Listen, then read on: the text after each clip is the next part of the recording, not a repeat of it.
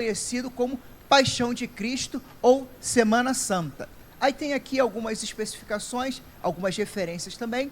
A Paixão de Cristo ou Semana Santa são relatos da última semana histórica de Cristo, desde a sua entrada em Jerusalém, a entrada triunfal, como a traição e a ceia do Senhor, que são alvos de estudos nessa lição, bem como o jardim do Getsêmani, a crucificação, morte e a ressurreição de Cristo. Então, a gente vai perceber que essa parte que nós estamos estudando, ela vem a caracterizar a última semana do nosso Cristo aqui na Terra. E aí a gente vai ver que toda a narrativa do texto bíblico vai converger para que Cristo ele veio cumprir o seu propósito de salvação. Se a gente olhar a profecia lá de Gênesis 3,15, que da semente da mulher nasceria um que feriria a cabeça da serpente, a gente vai ver que agora, nessa lição, nós encaminhamos para o cumprimento daquilo que os profetas profetizaram lá no Antigo Testamento. Então, hoje nós vamos analisar a semana final de Cristo, mais especificamente, a traição e a ceia do Senhor. E aí, para a gente entender aqui um pouquinho do contexto histórico, o povo judeu, eles celebravam algumas festas anualmente. 3 delas eram principais. Todo judeu, mesmo estando em terras mais distantes, ele se deslocava de onde ele estava até Jerusalém para poder participar dessas festas. Isso é interessante porque é o pano de fundo para essa narrativa que a gente vai estudar hoje, dessa última semana de Cristo. Se não, vejamos, o povo judeu, anualmente, celebravam 3 festas importantes, que são a festa da Páscoa, ou festa dos pães asmos, que muitas vezes parecem que é o mesmo evento, mas a gente vai ver que são eventos diferentes, embora aconteciam na mesma época, no mesmo período, muito parecido o seu significado, mas são duas festas diferentes. A festa de Pentecostes, ou as festas das semanas, e a festa do tabernáculo, ou festa das tendas. Então a gente vai estar aqui abaixo o endereço, Êxodo 12, Levítico 23 e Deuteronômio 16, vai confirmar o embasamento completo dessas festas. Então, para essa semana que a gente está estudando aqui, a traição, a última ceia e o memorial, elas vão acontecer aqui na festa da Páscoa, que vai nos remeter à saída do povo de Israel lá do Egito. Você vai lembrar que antes de Deus enviar a 10ª praga, que era a morte do primogênito, ele vai reunir o povo, Moisés vai instituir uma lei de que um cordeiro precisava ser morto, as famílias iam se juntar, se fosse em menor número, para poder comer aquele cordeiro, que seria assado, não poderia sobrar carne para o dia seguinte, caso sobrasse, deveria ser queimada. Então, tinha todo o ritual ali para simbolizar que a passagem do povo de Israel daquele momento de escravidão que era a saída do Egito. E era esse contexto de festa que o povo de Israel estava celebrando, onde vai se dar essa última semana do nosso Salvador.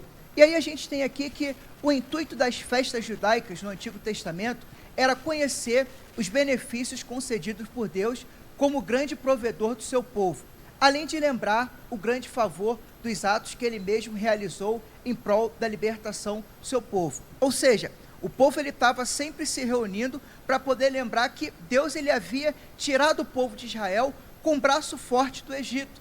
Você vai lembrar que Deus ele tentou tirar o povo de lá, Moisés ia com Arão falar com o Faraó endurecia o coração, Deus enviava uma praga. Então, toda essa narrativa, ao longo da história do povo de Israel, era repetida, era celebrada para que o povo mantesse viva a memória de que o Deus de Israel, o Deus que firmara uma aliança com eles, estava presente no meio do seu povo. E é bem verdade que, vez após vez, Israel se esquecia do Deus Altíssimo e preferia seguir o caminho dos outros deuses, preferia seguir um caminho totalmente diferente daquilo que Deus ele tinha direcionado. Então, Deus, por amor ao seu povo, está sempre tentando trazer Israel de volta para o seu aprisco, para que ele pudesse viver aquilo que Deus desfrutou para ele. E é bem verdade, irmãos, que o que Deus ele tem para nós, só existe uma pessoa capaz de impedir as bênçãos de Deus, que somos nós mesmos. Então, fique em paz, se Deus te prometeu, se tem uma sentença de vitória sobre a tua vida, não importa o inferno que se levante, não importa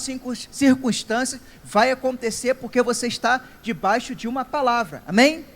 Glória a Deus por isso. Então, avançando aqui mais um pouquinho, nós temos no tópico 1, a conspiração para matar Jesus de Nazaré. Gostei da explicação que o autor, pastor Gilmar Chaves, ele trouxe. Eu quero ler com você na sua revista, se você está com a lição do professor, página 70, tópico 1 diz assim: desde que Jesus ressuscitou Lázaro, os líderes religiosos judeus planejavam tirar a sua vida, mas ainda não haviam encontrado uma oportunidade.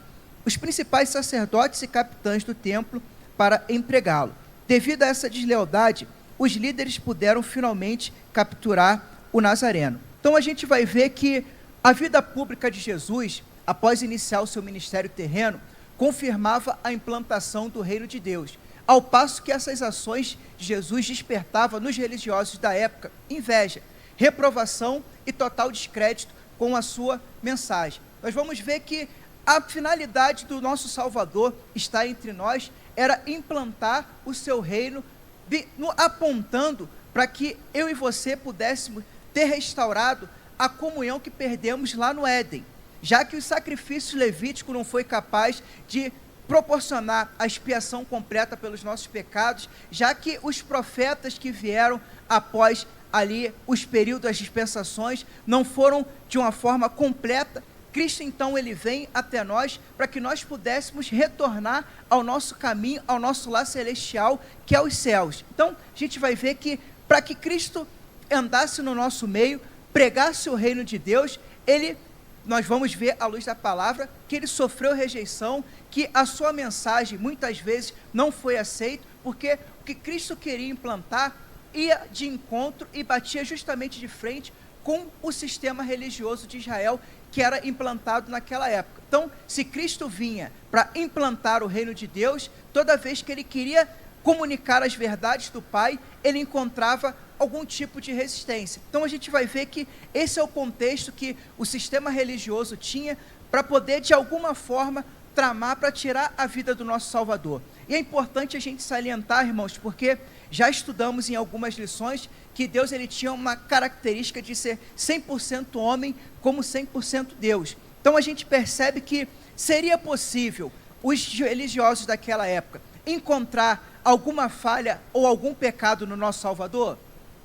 O texto vai dizer em Mateus 22 que os sacerdotes reunidos, eles procuravam alguma forma de incriminar, prender Jesus para que ele pudesse ser crucificado. E os próprios sacerdotes chegaram à conclusão de que não havia erro, não havia pecado no Salvador, a não ser que ele pudesse ser traído para que tivesse um álibi para ele ser condenado. E a gente vai ver ao longo da história que Judas ele foi esse instrumento para poder trair o nosso Salvador. E vamos observar que mesmo Judas tendo entregado e traído o nosso Salvador, Deus ele é tão grande, tão pleno e tão perfeito, que se Judas tivesse se arrependido, ele seria alvo do amor de Deus. Muitas vezes a gente pensa, será que teria perdão para Judas, mesmo ele tendo traído o nosso Salvador por 30 moedas de prata? Eu preciso te dizer, irmãos, tem limite para o amor de Deus alcançar um servo, um homem ou uma mulher? Será que Deus ele encontra barreiras quando ele quer salvar alguém? Será que existe um fundo do poço tão fundo que o Espírito Santo não possa lá para poder resgatar uma pessoa? Eu quero te dizer que esse amor de Deus ele é infinito, irmão. Me alcançou e te alcançou. Quem de nós aqui poderia dizer, pastor, eu sou merecedor do amor de Cristo? É bem verdade, irmãos, que se não fosse Deus, de repente nós nem vivos estaríamos. Mas olha a bondade de Deus nos alcançando, nos fez levantar hoje de manhã, nos fez estar agora na casa, na escola da palavra. Olha o Espírito Santo e olha o amor de Deus sendo manifesto nas nossas vidas no dia a dia. E vemos que não somos merecedores disso, mas louvamos a Deus pelo seu amor que nos alcançou e que nos constrange a cada dia. Então temos aqui, Jesus menciona que os filactérios, pequenas bolsas de couro, se amarravam no braço ou na testa, em Mateus 23, 5, por alguns mestres da lei que usavam apetrechos em tamanho maior como forma de demonstrar piedade superior. É interessante porque a gente vai lendo a palavra de Deus e talvez a gente tenha até algum choque de realidade quando a gente compara o que foi escrito num texto bíblico com o que acontece nos dias atuais. Não sei se é só eu, mas você já teve essa percepção de que, lendo um texto bíblico, parecia que o autor estava escrevendo para a nossa época, para o século 21, para 2024?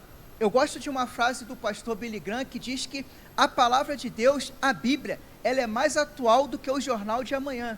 Ou seja, a Bíblia hoje, agora, ela é mais atual do que o jornal que vai ser publicado amanhã. Então nós cremos na verdade do texto bíblico e cremos que a palavra de Deus, ela é viva, eficaz e é digna de plena aceitação, mesmo sendo escrita há mais de 2000 anos. Você crê nessa verdade? Você crê que a palavra de Deus é a nossa regra de fé, de conduta, que é o norte da nossa vida? Glória a Deus por isso. Então, vamos avançar aqui um pouquinho. E aí nós temos, no tópico 1.2, a aparição de Judas. Judas, que no hebraico significa Judá. E é interessante que, irmãos, olha o significado do nome de Judas. Abençoado ou elogiável.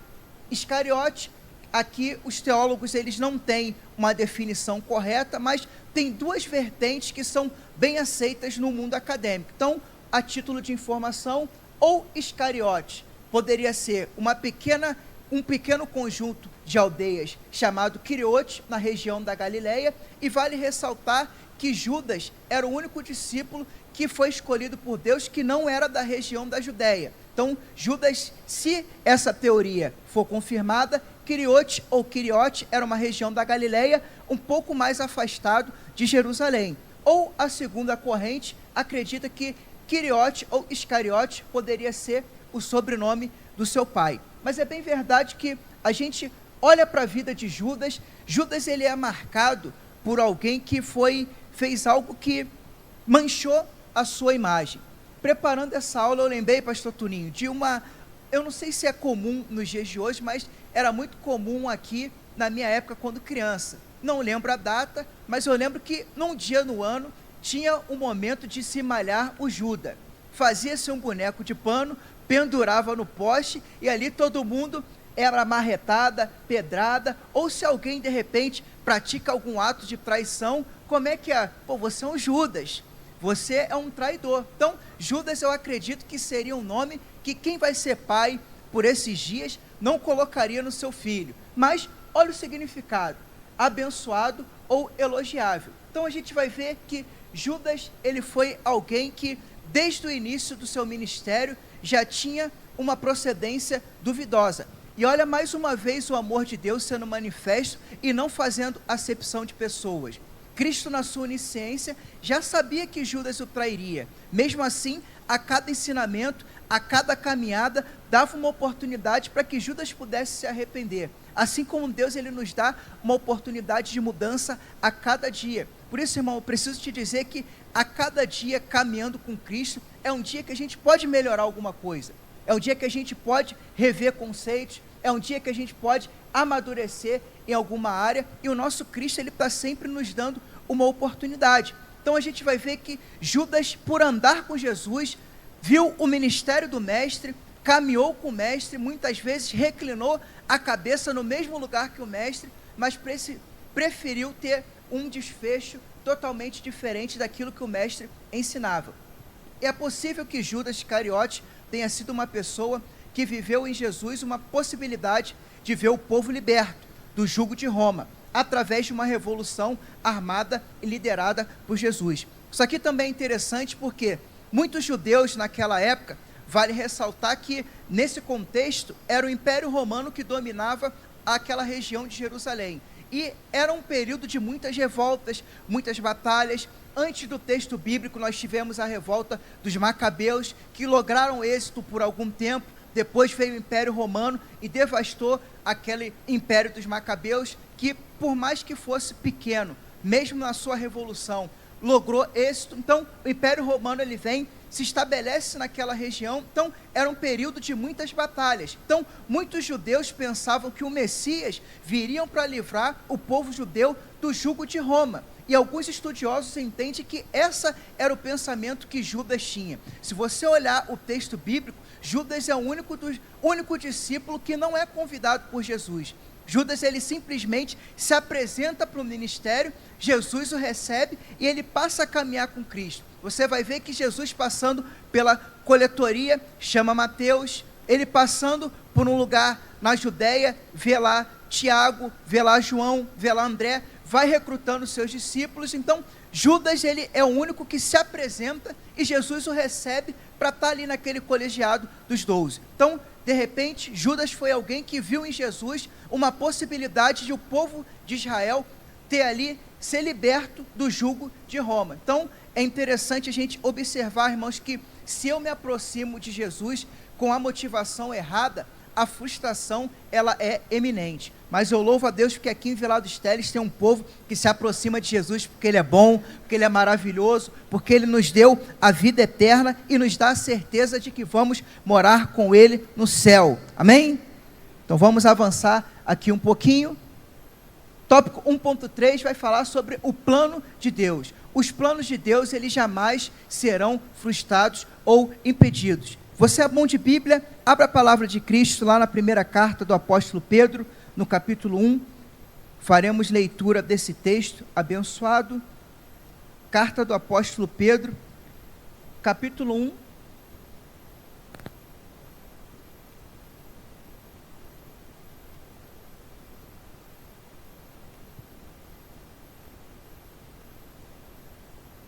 Aqui no slide está no verso 20, mas eu vou fazer a leitura do verso 18 até o 21.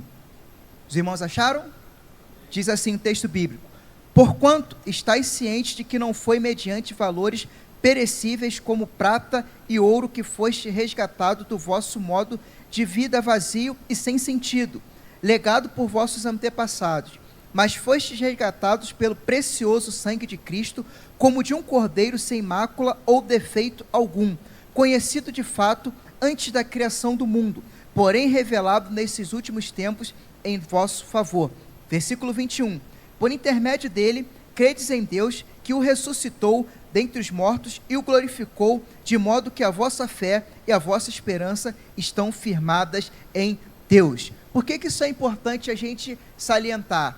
Por mais que os líderes religiosos tivessem uma trama, um plano para poder matar Jesus, para poder impedir que o reino de Deus ele avançasse, a gente vai ver nas palavras do próprio Jesus que as portas do inferno não prevalecerão contra a igreja de Cristo. Por isso que há uma palavra declarada sobre nós, irmãos, que nós vamos avançar, mesmo em meio a tribulações, mesmo em meio à guerra, mesmo em meio à adversidade, eu e você, como igreja de Cristo, nós vamos avançar. E qual é a certeza que nós olhamos e confirmamos esse evento de que os planos de Deus ele não pode ser impedido? Porque antes da fundação do mundo, antes que Deus havia dito, haja luz, Deus já havia dito, haja cruz. Muitas pessoas pensam que na queda do homem, lá no Jardim do Éden, será que quando Deus ele criou Adão, criou Eva, ele não sabia que o homem pecaria? Sabia, irmão. Na sua onisciência, Deus ele tem um controle de todas as coisas, mas pelo livre-arbítrio, deixar ao homem, à humanidade, escolher por ele, sem que ele o pressione, faz parte da característica e da essência de Deus. Deus ele nos apresenta a sua palavra, Deus ele nos dá a oportunidade de que eu e você podemos nos achegar a ele, mas ele não força a barra. Apocalipse vai dizer que eis que estou à porta e bato, se abrires, entrarei e cearei contigo. Mas há uma condição e uma movimentação da nossa parte. O Senhor Jesus ele bate, se eu abrir, se eu der a liberdade, ele vai habitar e vai colocar a nossa vida de acordo com a palavra de Deus. Então, a certeza que nós temos de que os planos de Deus não são impedidos e não são frustrados, é que o plano de salvação e de redenção de Cristo, ele iria acontecer de uma forma ou outra. Talvez o homem, ele possa até impedir, atrasar, melhor dizendo, mas impedir jamais, porque nosso Deus, ele tem todo o poder e aquilo que ele planejou vai se cumprir. Você quer essa palavra? Glória a Deus por isso. Vamos avançar aqui mais um pouquinho. Chegamos no tópico 2, que vai falar sobre a última ceia. A celebração da Páscoa será o último momento do Messias com os seus discípulos. Deus deu instruções específicas quanto ao lugar que esse ato deveria ser realizado. E nesse contexto, gosto dessa frase aqui desse teólogo, que a Páscoa, ela aponta para o sacrifício em perspectiva, e a ceia do Senhor aponta para ele retrospectivamente. O que essa frase ela quer dizer? Lembra que a gente conversou no início que o Antigo Testamento ele está apontando para a vinda de Cristo, para o seu sacrifício redentor, ao passo que o Novo Testamento está apontando para o sacrifício que foi feito de Cristo na cruz do Calvário e a promessa de que ele vai voltar para nos buscar. Por isso que a gente vai ver que se o Antigo Testamento aponta que as promessas do Pai, ela vai ser cumprida em Jesus Cristo, a gente vai ver que após a instituição e a morte de Cristo no Calvário, através do memorial da Santa Ceia, há uma certeza de que eu e você iremos morar com o nosso Salvador por toda a eternidade. Então, olha aqui Cristo trazendo para nós um preparativo e um memorial de que nos fizesse lembrar do seu sacrifício na cruz do Calvário. E é bem verdade, irmãos, que Deus, ele sabendo da nossa limitação humana, ele vai trazer alguns elementos que vão se tornar indispensáveis para a nossa fé cristã. Por exemplo, esse final de semana, em todo o nosso campo, houve batismo. Aqui foi ontem, pastor Toninho, ou foi no sábado? Foi ontem? Então, ontem pela manhã, foi à noite? Então, ontem à noite nós tivemos aqui novos soldados que ingressaram na família de Cristo, ingressaram no corpo de Cristo, cumprindo uma das ordenanças que Deus ele instituiu enquanto tem vida aqui na terra para a sua igreja. Numa ordem cronológica, Jesus ele vai instituir o batismo e logo depois a Santa Ceia. Então, enquanto nós estivermos aqui na terra, a igreja de Cristo sendo proclamada, anunciada, independente da região geográfica, batismo e Santa Ceia será uma celebração perpétua para que possamos lembrar daquilo que Cristo fez por nós no Calvário. Então a gente vai ver que Jesus ele dá algumas instruções e alguns comentaristas vão nos apontar, isso não é um texto bíblico, mas algumas fontes judaicas vão informar que o lugar que Jesus ele realizou a última ceia foi na casa de João Marcos, filho de Maria, o escritor do Evangelho de Marcos. Então há um entendimento de que esse lugar onde Jesus mandou Pedro e João para poder reservar, preparar a última Páscoa, tenha sido na casa de João Marcos, lá da sua mãe Maria. E é bem verdade que Jesus ele vai separar esse momento para que ele pudesse estar a sós ali com os seus discípulos.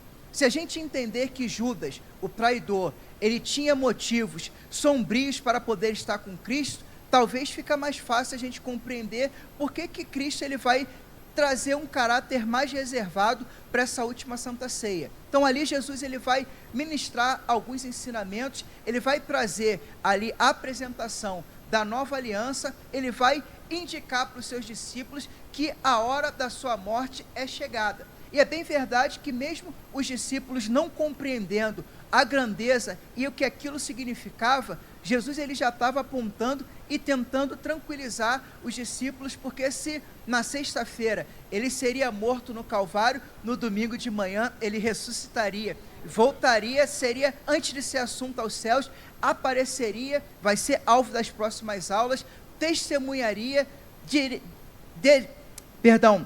enviaria, antes de ser assunto aos céus, o Espírito Santo para que pudesse ser o nosso Consolador e deixaria conosco a promessa de que ele retornará para nos buscar. Então nós vemos, irmãos, que em tudo o nosso Deus, ele vai cumprindo ao longo da história o seu plano para que eu e você pudéssemos voltar para o nosso lar. Por isso, irmãos, eu preciso te dizer nessa noite, todos os dias que você acordar, não perca de vista essa característica. Você não é desta terra, você é cidadão do céu. Um dia o choro vai terminar, um dia a lágrima vai acabar, um dia essa dor, a aflição será fim. Então persevera, continua firme, continua buscando, porque um dia, irmãos, eu e você participaremos das bodas do Cordeiro.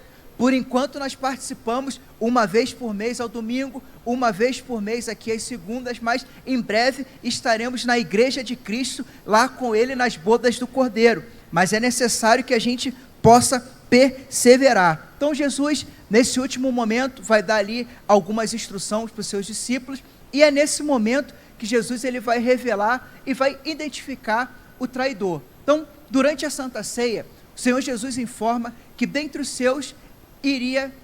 dentre os seus iria traí-lo. Entende-se que Jesus dava a Judas uma das inúmeras chances que recebeu ao andar com Cristo, uma oportunidade para arrepender-se.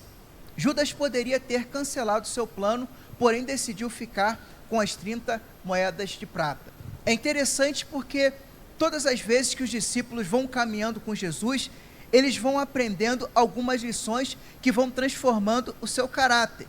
Certa vez, Jesus, numa cidade que ele foi hostilizado por pregar o evangelho, e estava lá João e Pedro, e certa vez eles oraram: mestre, o Senhor quer que a gente ore para que o Senhor mande fogo do céu sobre esse povo? E Jesus vai falar justamente ao contrário. Jesus não veio para poder trazer esse tipo de julgamento ou esse tipo do povo, mas sim pregar a palavra de arrependimento que pudesse trazer o seu povo para perto de si, reconhecendo que era Deus que perdoava o pecado, que era Deus que trazia o seu povo para si, através de uma nova aliança e através da vida de Cristo.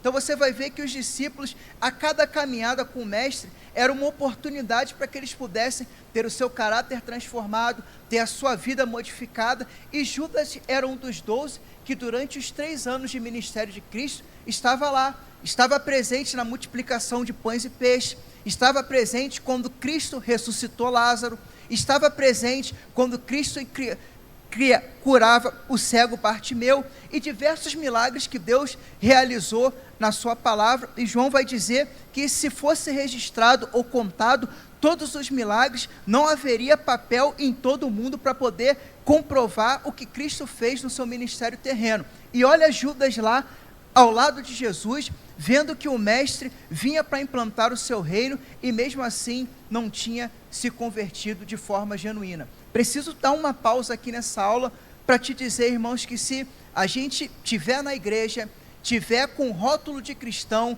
mas se a gente não decidir viver uma vida entregue à palavra de Deus, o nosso final é ruína e perdição. Não tem como se aproximar de Jesus se não for motivado pela palavra. A gente pode até vir, mas se os nossos interesses não for exaltar a Cristo, glorificar o nome dele, muitas vezes nós nos frustraremos. E quantas pessoas a gente conhece que se frustrou no evangelho? E eu fico pensando, pastor Tuninho, como é que alguém consegue ficar chateado com Deus que é perfeito, com Deus que não erra? Tem gente que faz biquinho: vou sair da igreja porque eu fiquei chateado com Jesus. Mas como, irmão, se Jesus não erra, se ele é santo, se ele é perfeito? Então a gente vai ver que muitas vezes a motivação que nos trouxe a Cristo não era a motivação correta. Muitas vezes eu e você até viemos a Deus clamando por um milagre, clamando por uma porta de emprego, mas quando a gente chega aqui e abrimos o nosso coração para a palavra, essa palavra nos transforma e nos faz entender qual é o plano de Cristo para que a nossa vida siga o rumo da palavra. Então a gente vai ver que Judas ele teve essa oportunidade, e eu creio que dia após dia Jesus ele estava ali dando uma indicação para que Judas ele pudesse se arrepender. E a gente conhece o final da história, que Judas ele decidiu manter o plano de trair o Salvador. E a gente sabe que quem opta por esse caminho de viver uma vida que não é conforme a palavra, não tem como lograr êxito. É bem verdade, irmãos, que se eu declaro a minha fé em Cristo, ou eu sirvo a Deus 100%, ou eu não sirvo. Pastor, eu queria entregar para Deus só o que me convém. Eu olho na palavra, eu gosto das bênçãos de Deus, mas as repreensões essa parte eu não quero. A gente não tem como excluir, irmão. Ou aceitamos o que a palavra de Deus tem para nós de forma total, ou então não serve. Ou Deus ele tem o primeiro lugar nas nossas vidas, ou ele não é o centro do nosso ser. Então, Judas ele teve a oportunidade, porém ele optou em seguir um caminho diferente daquilo que Jesus ele tinha ensinado. Então, nessa noite, na Páscoa, Jesus ele vai informar ali quem o trairia. Os discípulos ficam naquela pergunta: mestre, será que sou eu? Mestre, será que sou eu? E tu vai ver o texto bíblico que Judas é cara de pau, irmãos. Ele no final ele ainda vai perguntar: mestre, sou eu? Fico imaginando Jesus. Não, Judas, não é você não. A gente no nosso carioquês pensando, Jesus ele já sabia de tudo. E ele já sabia que mesmo Judas, que ia fazer essa pergunta, teria uma oportunidade de mudança. Então eu creio, irmãos, num Deus que dia após dia nos dá uma oportunidade de mudar. Pastor, eu sou uma pessoa difícil, Jesus muda a pessoa difícil. Pastor, eu sou uma pessoa turrona, Jesus muda a pessoa turrona. Me mudou, irmão, mudou o pastor Anderson. Se mudou a gente, muda qualquer pessoa, irmão. Jesus não tem barreira para poder mudar. Então, avançando aqui um pouquinho, durante a Santa Ceia, a ceia de Páscoa, Jesus e seus discípulos seguiram um ritual que incluía compartilhar 3 taças de vinhos, comer ervas amargas com molho, pães áspros e cordeiro assado. E o vinho era acompanhado por orações de agradecimento. Lembra que a gente falou no início lá que o contexto da época era a Páscoa, e a Páscoa simbolizava a libertação do povo de Israel. Então, para que eles pudessem se lembrar daquele memorial, era feito esse tipo de alimentação para poder lembrar o tempo de amargura e o tempo de escassez que o povo de Israel passou lá no Egito por volta de 430 anos, louvando a Deus por ter o livrado daquele lugar. Então, avançando mais um pouquinho, a gente tem aqui o memorial da Nova Aliança. Você está com a sua revista aberta aí, irmão? E o povo foi embora? Não me abandona não, gente. Vamos lá. Tá com a sua revista aberta aí? Então vamos lá. Eu esqueci de anotar aqui a página do aluno. Você que está aí com a página do professor, revista do professor, é página 73. Primeiro parágrafo diz assim: Cristo aproveitou a ocasião da última ceia para instituir uma celebração utilizando pão e vinho para simbolizar a comunhão e representar o seu corpo e o seu sangue. É bem verdade, irmãos, que quando a gente olha para o texto bíblico, se a gente analisar o sacrifício verotestamentário, a gente vai ver que ele era limitado. Já parou para pensar, irmãos, nos dias de hoje, você aqui, membro da ADVEC Vilar dos Teles, se você tivesse que para cada pecado trazer um cordeiro, trazer um animal, imagina a lenha que seria, irmão. Tem gente que ia vir aqui entregar um animal, não ia dar tempo nem de dar volta. Pastor, me perdoa, pequei de novo. Tem misericórdia. Pastor Anderson, você está de novo, meu filho, na fila. Pastor, desculpa, mas pequei. Então, Cristo ele vai vir justamente para poder substituir aquele sacrifício do Antigo Testamento que era limitado. Então, imagina nos dias de hoje, se para cada pecado nós tivéssemos que trazer um animal, esse sacrifício seria ali repetido dia após dia. Então, a gente vai ver, à luz do escritor de Hebreus, que Cristo é o nosso sacrifício perfeito, que foi entregue de uma vez por todas, para que os nossos pecados fossem perdoados. E é no ato da Santa Ceia, ali no comer do pão, do beber do vinho, que a gente vai relembrar o sacrifício de Cristo na cruz do Calvário. Por isso que a gente vai estudar um pouco a história da igreja, e a igreja católica muitas vezes entendeu esse período como a transubstanciação. O que seria isso, pastor? A igreja católica entende que no ato da ceia, tanto o pão quanto o vinho se transformam fisicamente no corpo e no sangue de Cristo. Porém, a gente vai ver, à luz da palavra, que esse sentido do sangue, do pão e do vinho, que vai representar o corpo e o sangue de Cristo, é uma alegoria ao sacrifício de Cristo no Calvário. Toda vez que a gente está no ato da Santa Ceia, você está com aquele pão na mão representando o corpo, ali há uma alegoria, uma indicação de que nós estamos participando do sacrifício de Cristo da cruz do Calvário. Então fique em paz, você não está comendo um pedaço do corpo de Cristo como está participando da Santa Ceia, mas há uma ilustração, uma alegoria de que ao participarmos desse memorial, eu e você somos participantes das aflições de Cristo na cruz do Calvário. E é bem verdade, irmãos, que aquele lugar era meu, aquela cruz era minha e era sua.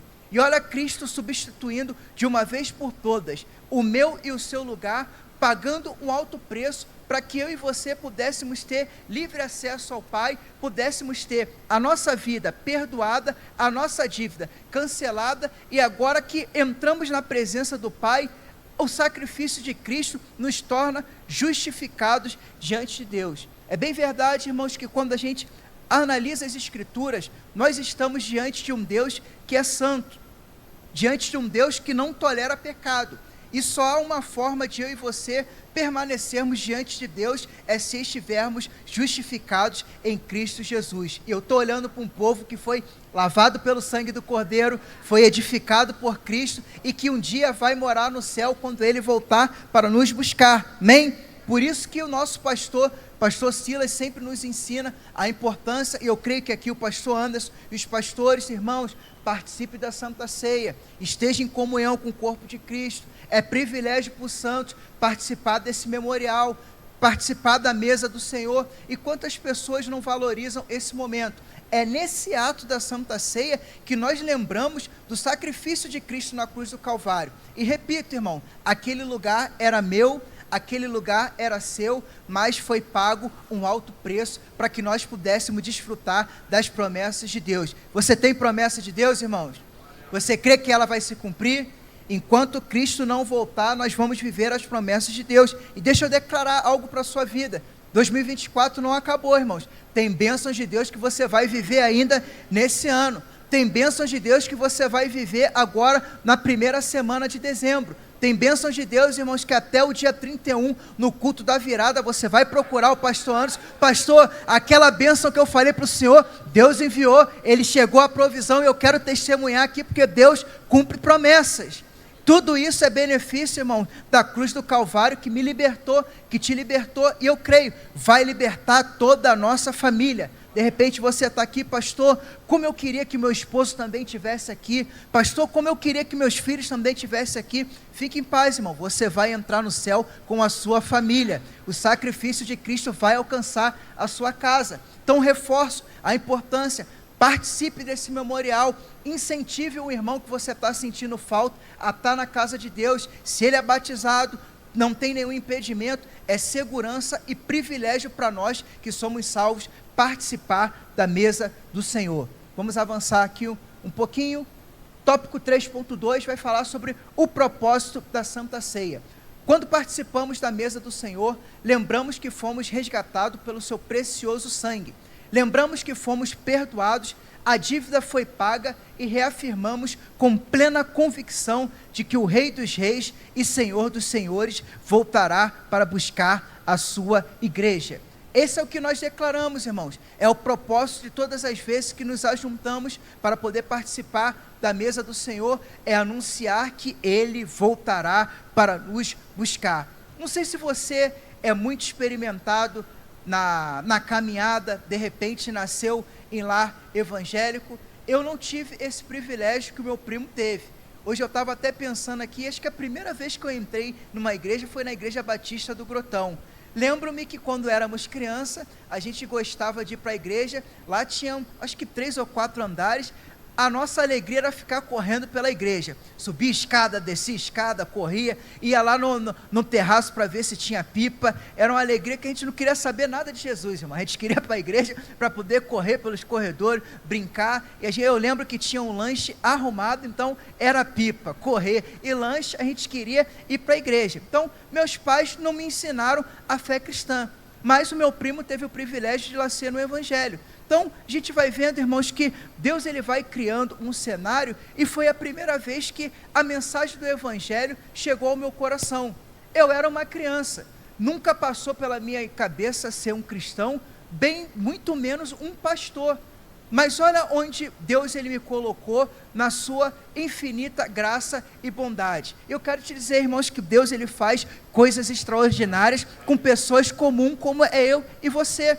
Se a gente estiver firmado em Cristo, receber as promessas da cruz do Calvário, eu e você vamos viver milagres. Pastor, muitas vezes eu sou o menor da minha casa, eu moro na última casa de Vilar dos Teles, então quero te dizer que o Espírito Santo vai te alcançar lá na última casa de Vilar dos Teles. Tua casa vai ser uma bênção, você vai ser referência para esse bairro, você vai ser uma pessoa que quando as pessoas olharem, vão ver Jesus na tua vida, vão ver que você usufrui da bênção do Calvário. E isso é maravilhoso, irmão, saber que a nossa dívida, ela foi paga.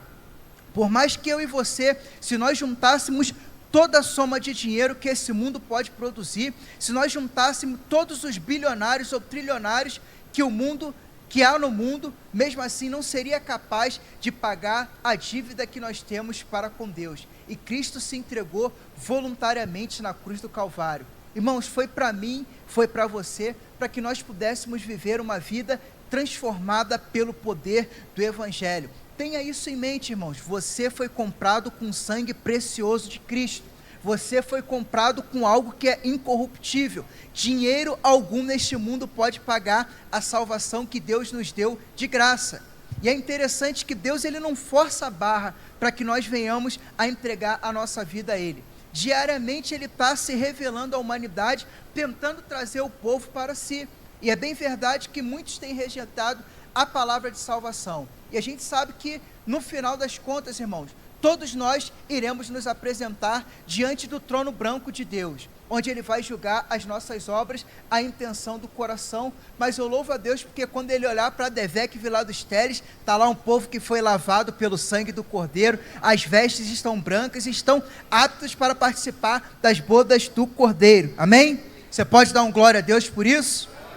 Glória a Deus. Eu vou te encontrar lá, irmão. Pastor Anderson falou que nem se você quiser, nem se forçar muita barra, mas não te larga, pastor Anderson, pastor Tunim, vai entrar no céu, irmão, não tem jeito. Então, a gente vai ver que, para concluir aqui essa aula, daquilo que a gente fez como uma preparação para a instituição da nova aliança, e é bem verdade que, antes da gente concluir, Jesus ele vem, e o próprio texto de Mateus 5,17 vai dizer que Jesus ele não veio para revogar a lei, e sim cumprir a lei e os profetas. Muitos dos religiosos julgavam Jesus que ele não observava a lei de Moisés, mas pelo contrário, Jesus ele vai vir e para instituir uma nova aliança, não aquela fundamentada nos ritos judaicos. Jesus ele vai pegar os 10 mandamentos e vai reduzir em 2. Se a gente conseguir amar a Deus sobre todas as coisas, em primeiro lugar, e o nosso próximo como a nós mesmos, nós cumprimos todos os outros 8 mandamentos. Então Jesus, ele na sua onisciência e na sua suprema sabedoria, ele vai reduzir os 10 mandamentos em 2. Então ele não vem para poder transformar ou revogar a lei, mas sim dar um novo significado, e sim dar uma nova dinâmica para aquilo que já havia sido profetizado sobre ele no Antigo Testamento. Então, Jesus ele vem, institui esse novo memorial que agora celebraria na Santa Ceia a sua morte, bem como a ressurreição, já apontando para a sua vinda eminente. E eu creio que essa é uma das verdades gloriosas que deve marcar a nossa vida. Eu e você precisamos viver com a certeza de que o nosso Salvador vai voltar. Em breve nós nos encontraremos com Ele. Essa é a certeza de todo cristão. Então, para a gente concluir, portanto, não houve tamanho gesto de amor na história da humanidade como a entrega de Jesus no Calvário. Sua vida nos mostra como viver para agradar ao Pai. Renunciando a si mesmo, instituiu o memorial da nova aliança, apontando simultaneamente para a morte e ressurreição, bem como para a promessa de que Ele voltará para nos buscar. Que Deus te abençoe, Deus abençoe a sua vida, eu agradeço a oportunidade, amém?